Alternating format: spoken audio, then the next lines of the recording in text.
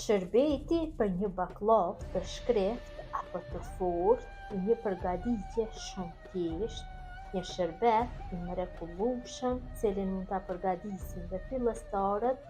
Besoj se kanë ju pëlqyer receta kur ta shihni videon në vazhdim.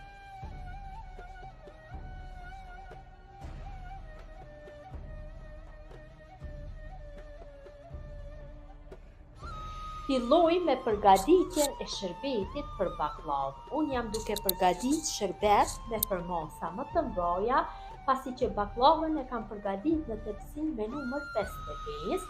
Ju nëse keni përgatit një baklavë në një tepsi më të vogël, vetëm se pakoni masa. Shtoj 2 kg e 100 gram me sheqer. Ja shtoj 1 litër e 110 ml me ujë.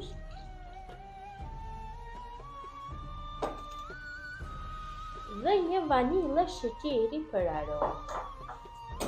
E përzim kështu dhe i zim zjarrin në temperaturë mesatare, e zim shërbetin gjersa të vlojë duke e përzier vazhdimisht.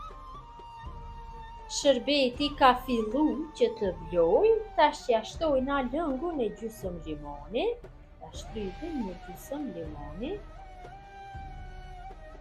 dhe ulim temperaturën në minimale dhe e zim shërbetin për 15 minuta tjera.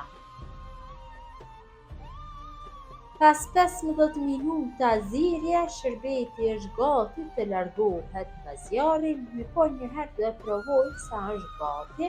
Morim pak dhe hedhim kështu në thua.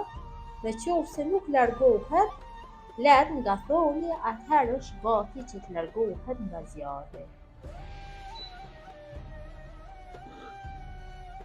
Pasi e kam larguar shërbetin nga zjarri, ja hedhi gjysmë gotë çajit me ujë të ftohtë. Uji ndihmon që mos të kristalizohet shërbeti pasi t'ja hedhim baklavës. Dhe shërbeti tash është gati, pasi kam bërë përzierje. Pasi kam përgatit gjithë shërbetin, e kam hedhë në një enë kështu më të përshtatshme që ta kem më lehtë t'ja hedhi baklavës. Baklava është e ftohtë, kurse shërbeti është bali nxehtë dhe fillojmë që t'ja hedhim kështu.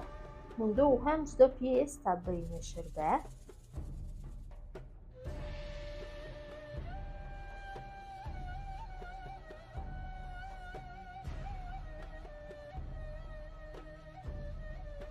Kam shtuar gjithë shërbetin baklavës dhe tash baklavën nuk do e mbuloj, do e lëm kështu të zbuluar për 1 orë.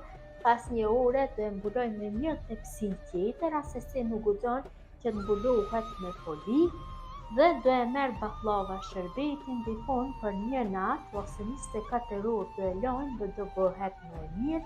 Besoj se ju ka pëlqyer motra të dashura mënyra se si përgatis unë shërbet për baklavë. Gjithë ju që e përgatisni në këtë mënyrë ju bëft mirë.